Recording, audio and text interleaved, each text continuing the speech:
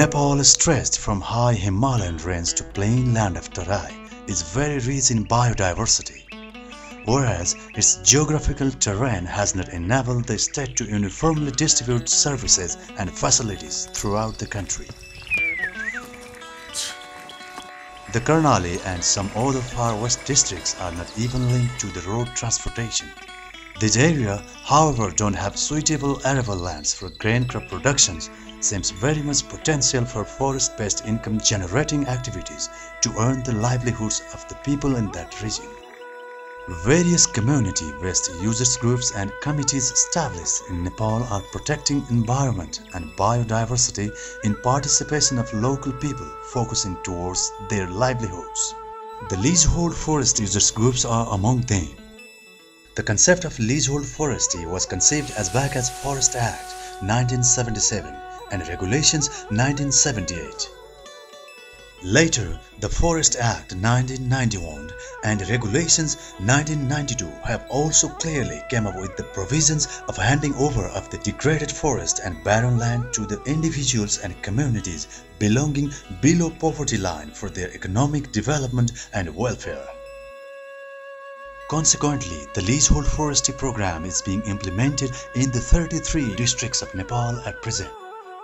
In the process of attaining the objectives of poverty reductions stipulated in the various periodic plans, the government of Nepal has launched the Western Uplands Poverty Elevation Project under the loan and technical assistance of International Fund for Agriculture Development (IFAD) since 2003. The project, planned for 11 years, has been implementing in 3 phases. In the first phase, districts from Himalayan region to high hills, humla, jumla, bajang and bhajura are selected. The basis of this selection includes geographical remoteness, poverty status, impact of conflict, women empowerment and human development levels. Later, in the second phase, program was launched in 4 other districts: Mogu, Dolpa, Kalikot and Jajarkot. From the upcoming fiscal year, 3 districts, Dailek, Rukum and Rolpa will be covered under the UPA program. यसले विशेष गरेर यो 11वटा जिल्लाको गरिब परिवारहरूको जसरी उनीहरूले जीवन निर्वाह गरिरहेका छन् त्यसमा सुधार ल्याएर उनीहरूको जीवन स्तर सुधार गर्नुमा यसको मुख्य उद्देश्य नै हो. The project aims to strengthen the livelihood systems of communities in the project areas through infrastructure development, leasehold forestry and non-timber forest products, crops and livestock production, institutional support and rural microfinance. Among the 5 different project components, Deeprox Nepal has involved in the social mobilization process for the implementation of leasehold forestry and non-timber forest products since the beginning of the first phase. Social mobilization को part छ. त्यो भनेको कस्तो भने ग्रामीण किसानहरूलाई यो काम राम्रो छ, यो गर्दा तिमीहरूलाई पनि फाइदा हुन्छ, तपाईहरुलाई पनि फाइदा हुन्छ, यो चाहिँ यो हुन सक्छ, तिमीहरूले कोल्याटरल राख्नु पर्दैन, यो सबै समुदाय मिलेर आयो भने गर्न सकिन्छ, यसबाट सबैको राम्रो भएको छ भन्ने जुन एउटा कन्भिन्स गर्ने पार्ट छ, उनीहरुलाई विश्वास दिलाउने पार्ट छ, त्यो सरकारहरूले गर्न सक्ने काम होइन. अब एउटा साधारण विज्ञापन दिएर अथवा रेडियो एफएम मा भनेर हुन सक्ने काम पनि होइन. यो दैलोमा गएर यो कुराहरु सन्देशहरु पुर्याउनु पर्ने काममा सरकार भन्दा बढी प्रभावशाली चाहिँ गैर सरकारी संस्था नै हुन्छ. र यसमा म उहाँ जुन सेवा प्रदान गरिरहनु भएका संस्थाहरु हुनुहुन्छ, म उहाँको सराहना गर्न चाहन्छु. उहाँले अत्यन्त राम्रो काम गर्नुभएको छ. स्टार्टिङ पोइन्ट नै डिप्रोक्स भइरहेको छ. अरु कार्यक्रम पछि आयो, तर डिप्रोक्स नेपालले पहिलेदेखि नै आएर पोटेन्शियल एरिया कहाँ हो त्यो ठाउँमा उनीहरूले सर्भे गर्ने, त्यहाँ वन कार्ययोजनाहरू बनाउने र वन कार्ययोजना बनाउने क्रममा जनतालाई एजुकेट गर्ने, उनीहरूले सिकाउने र उनीहरूको भावनालाई समेटेर कार्ययोजना बनाउन लगाउने र जिल्ला वन कार्यालयसम्म पुर्याएर त्यसलाई स्वीकृति र हस्तान्तरण गराउने काममा उहाँहरूको सामाजिक परिचालनको काम पनि र टेक्निकल यो प्राविधिक काम पनि दुईटी काम उहाँहरूबाट भइरहेको छ. Deeprox Nepal's social mobilization started in September 2002 under the financial support of Embassy of Denmark is going to phase out in March 2009. 2052 सालतिर सामाजिक परिचालन गर्ने हैसियतले परिचालकको हैसियतले रामेछाप जिल्लामा हामीले चाहिँ यो कम्प्लिट गर्नुको कार्यक्रममा हामी प्रवेश गऱ्यौँ। काम गर्दै जहाँ जाँदाखेरि हामीले अनुभव पनि बटुल्दै गयौँ। हामीले नेपाल सरकारसँग स्वीकृति लिएर लमजुङ जिल्लामा जिटिजेडको आर्थिक सहयोगमा यो कभरेज गर्नुको कार्यक्रम चाहिँ हामीले विस्तार गऱ्यौँ। पोस्टेड अपल्यान्ड प्रोपर्टी एलिभेसन प्रोजेक्ट भन्ने जुन छ त्यो प्रोजेक्टमा इफाडबाट पनि यसको परियोजना तयारीको समयदेखि नै हामीलाई चाहिँ हामी संलग्न थियौँ र कार्यक्रम चाहिँ उपाव अन्तर्गत हामीलाई प्राप्त भएको छ। त्यसलाई सञ्चालन गर्ने स्रोत साधन चाहिँ डेनिस राजदूतावासबाट हामीले प्राप्त गरेका छौँ। DIPROX Nepal has been playing a crucial role on the facilitation and coordination to make the leasehold forest groups vibrant and beneficial. As per the goal of the project and need of the people there to carry out the project, DIPROX Nepal has maintained good collaboration with different government line agencies such as District Development Committee, Local Development Fund, District Forest Office, District Agriculture Development Office and District Livestock Service Office. कुनै पनि programme गर्नु पर्यो हामीले त्यो हाम्रो field स्टाफले अब social मोबिलाइजरलाई समाउँछ, उसको मार्फत कुन कबुलिती वनमा जाने हो, कहाँनिर जाने हो भन्ने डिसिजन हुन्छ अनि दुईटैको समन्वयबाट इम्प्लिमेन्ट चाहिँ हुने रहेछ। The Local Development Fund selects BDCs according to the survey, categorization and mapping of forest conducted by DIPROX Nepal. Upon demonstrating the outstanding performance, DIPROX Nepal is awarded to conduct survey, categorization and mapping of forest in other 7 districts of 2nd and 3rd phases which are not the working area of DIPROX Nepal. DIPROX Nepal is mainly responsible to facilitate the process of leasehold forest user group formation, General Assembly, 35-day notice publication, constitution and operational plan preparation, application to District Forest Office and the approval of the leasehold forest. Moreover, it has also worked as a bridge between the forest user groups and government line agencies in demanding required assistance for leasehold forest groups. It has also provided technical assistance and training for the development of leasehold groups and lands. The training provided by DIPROX include nursery management, land management, terrace improvement, anti-FE cultivation and accounts keeping. Besides, it has been giving trainings like vegetable farming, goat and piggery farming, beekeeping, village animal health worker, shoe making, candle making and donut making from the beginning of first phase of the program to support the group members in income generation.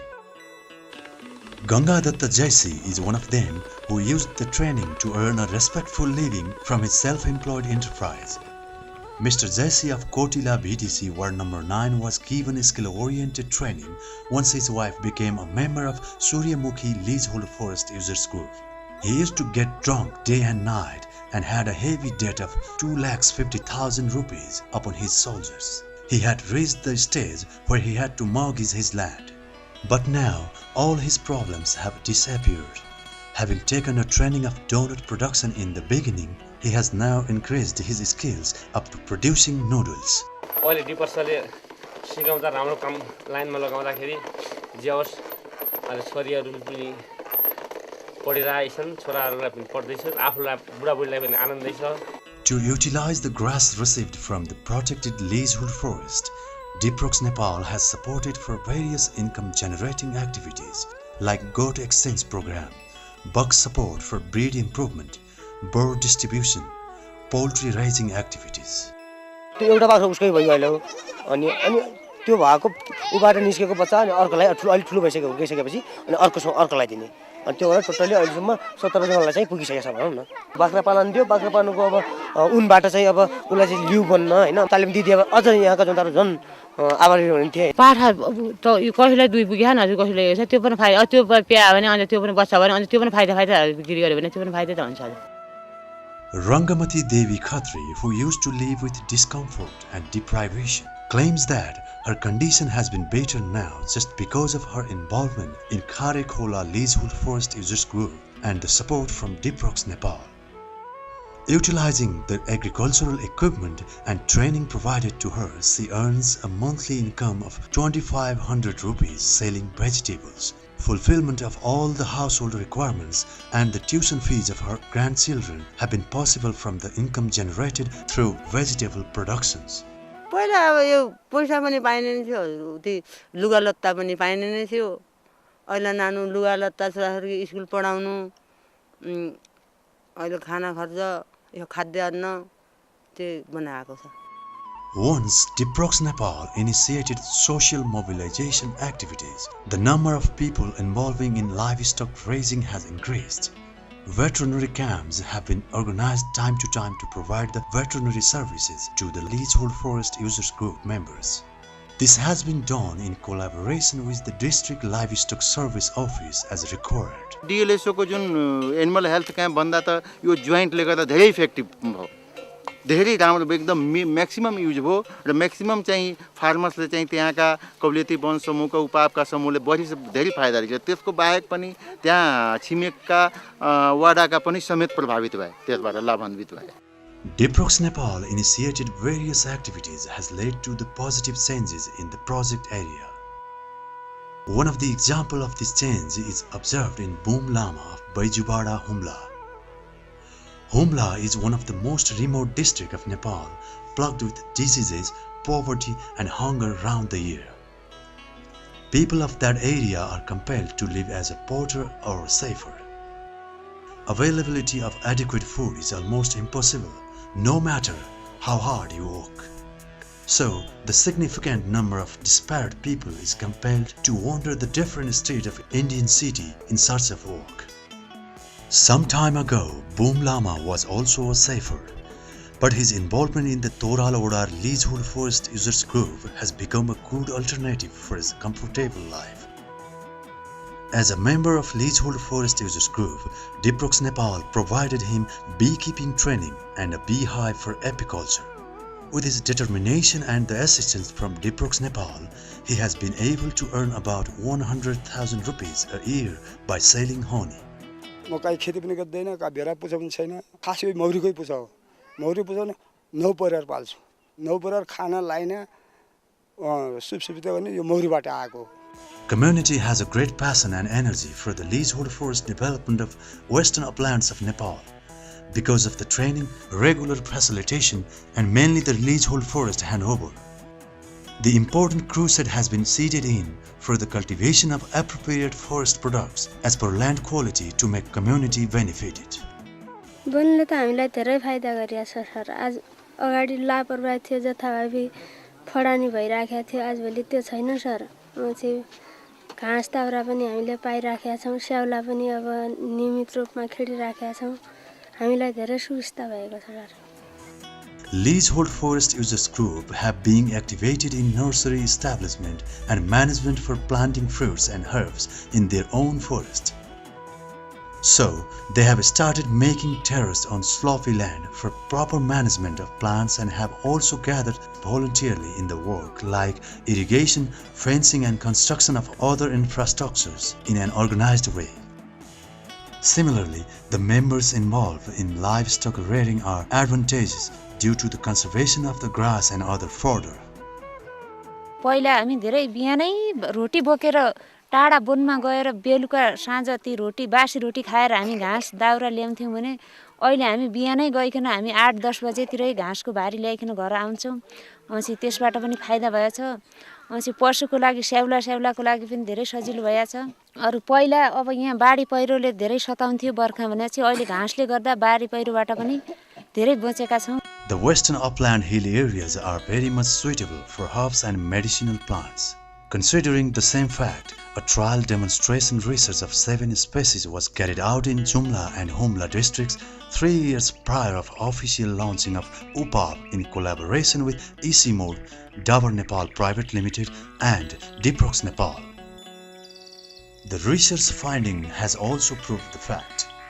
Leasehold groups have started reaping the benefit of medicinal species such as Sugandhaval, Pachaule, Okakara, Kutki planted in the leasehold forest. Upland Leasehold Forestry users group of Jumla Patamara has established a success case moving towards economic upliftment through the cultivation of kutki. They do have 80 kilograms of kutki at ready-to-sell position at the rate of 300 rupees per kilogram.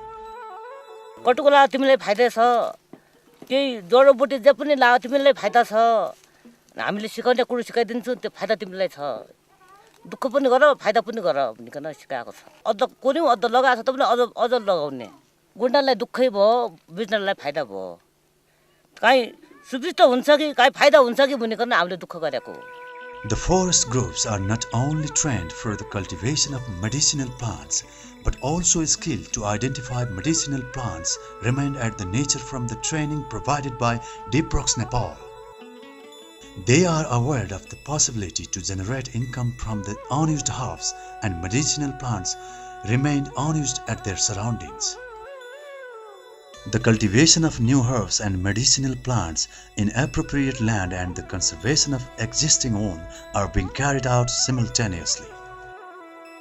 डिप्रोक्स Nepal स्थापना भएदेखि हाम्रो गाउँमा समय समयमा उनीहरू आएर हामीले विभिन्न किसिमको तालिमहरू दियोस् तालिम दिएर त्यो पुरानो चाहिँ प्राकृतिक दिएको जडीबुटी पनि त्यसको संरक्षण कसरी गर्नुपर्छ र नयाँ कसरी उत्पादन गर्नुपर्छ त्यो भनेर त्यहाँ धेरै कुराहरू त्यहाँ हामीले सिकाउनु पनि भयो सर पुरानो प्राकृतिक दिएको चाहिँ जडीबुटीहरू हामी त्यसलाई संरक्षण गर्ने पक्षमा गएका छौँ सर अनि नयाँ यो कबुलियती बन्नुहरू हामीले त्यो भित्तिबाट आएको चाहिँ बिक्री गरेर हामीले हिजो आज साग त्यहाँबाट टारेका छौँ सर अझै पनि हामी त्यसबाट फाइदा ल्याउन भनेर हामी आशामा छौँ sir One has to save out of the earning for the future. Therefore, Deeprox Nepal is also involved in the mission to develop the habit of saving money. As a result, people involved in the Leasehold Forest Users Group have developed a system for compulsory saving in the community organization that they are associated with. The saving members are also given loan on interest for various income generating activities. बचत गर्दाखेरि हामीलाई धेरै सजिलो भयो ऋण लिनु भयो केही काम परेपछि ऋण उठाउँछौँ ऋण लिन्छौँ पाए बेला खाने अब जम्मा गर्ने हाम्रो केही थिएन अब कुनै ठाउँमा अब पैसा पनि आउने आय स्रोत थिएन सर अहिले हामी बचतको यो संस्था लागू भइसकेपछि बचत गर्नुपर्छ भन्ने मान्यता हामीले बुझिसकेपछि अहिले हामीहरू कुनै आफूलाई अप्ठ्यारो स्थिति परेको बेलामा हामी कुनै आफूले योजना बनाएमा त्यो बचतबाट हामी तुरुन्तै समूहमा प्रस्ताव राखेर सर समूहले उसको आय स्रोत हेरेर हामी त्यसलाई त्यतिसम्मको हामी ऋण लगानी गर्न सफल भएका छौँ From the facilitation of Deeprox Nepal in the area, 6,600